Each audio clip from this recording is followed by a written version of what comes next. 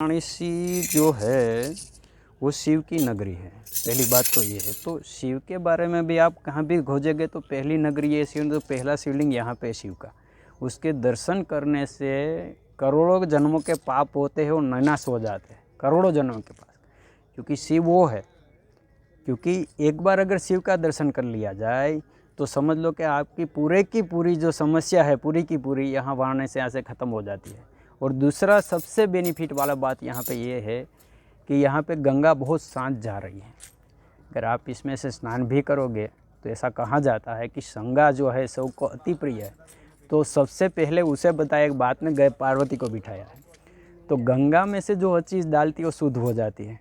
तो आप कैसे भी होगे कुछ भी करोगे तो गंगा में जाएंगे तो गंगा में स्नान करोगे, उसके दर्शन करने से भी आपको बहुत सी शांति मिलेगी। और इतने सारे घाट यहाँ पे है, 80 घाट 84 घाट है। उस पर आप बैठेंगे तो बहुत ही ज़्यादा अलग अलग साधु मिल सकते हैं। और ऐसा कहा जाता है कि शिव और पार्वती इसमें घूमते रहते हैं, क्योंकि जैसे सबसे ज़्यादा नगरी उसकी प्रिय है ये।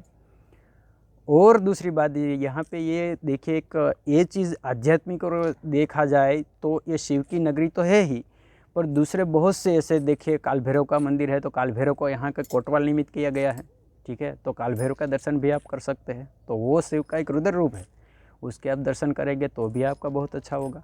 और दूसरी बड़ी बात यह है कि सबसी माई जो है वो अन्नपूर्णा का वास सबसे यहाँ पेला है। तो अन्नपूर्णा का वास करने से, उसके दर्शन करने से आपकी सारी की सारी समस्या दूर हो सकती है। और दूसरी वहाँ से राइस देते हैं जो प्रसाद के रूप में है, जो आपके घर में रहेंगे तो आपके घर का जो भंडार कभी ख़त्म नहीं होगा, ऐसा कहा जाता है। समझ में एक ये चीज़ है। और इकोनॉमिकली और डेवलपमेंट में देखें तो यहाँ की बहुत सी सारी चीज़ें हैं। बनारसी पान है और साड़ियाँ है और बहुत से मॉल है। यहाँ पे आप जाएंगे, बहुत फॉरेनर्स भी यहाँ पे आते ही काम के लिए। और दूसरी बात तो ये है कि मज़े की बात यह है कि आपके शाम के समय पे आप दुखेंगे तो आपने इतना लगेगा कि ये कितना क्राउड है यहाँ पे। जो जितने सारे फॉरेनर दूसरी जगह पे नहीं देख सकते, वो गंगा के घाट पे वॉकिंग करते रहते हैं, क्योंकि वो लोग भी चाहते हैं। देखो, शरीर चीज़ अलग है, तो अंदर की जो चीज़ बैठी है न वो पुरुष है न वो स्त्री है, राइट। तो हर एक चीज़ होती है जो परमात्मा जो बाहर की ओर तो रहता नहीं, अंदर की ओर है। तो प्रत्यक्ष रूप तो बाहर है कि क्योंकि वो चीज़ है वहाँ पे पहुँचने के लिए।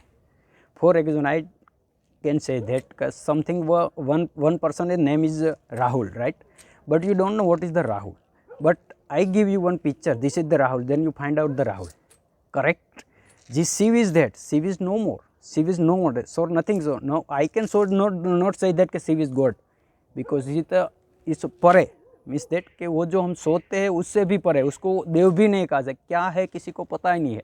हाँ, पर उसकी शक्ति है, वो सर्वज्ञ है, हर जगह पे है।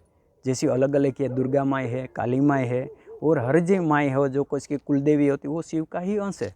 वो हर जगह पर कार्य रहती है। तो जो जहाँ पे कार्यरत रहोगे वही शक्ति का पूजन करोगे, वही शक्ति से वो जो भी शक्ति वो डायरेक्ट आपको शिव के पास पहुँचाएगी, ठीक है। तो शिव तो केवल अनुभव में ही होता है। एक क्वेश्चन एक था कि एक ज़माना था जब पार्वती माँ जो है वो तप करते करते करते शिव को मिल गई। तो शिव ने उसको ऐसा उलझन में डाला और क्वेश्चन किया था पार्वती ने एक बार कि कौन है आप।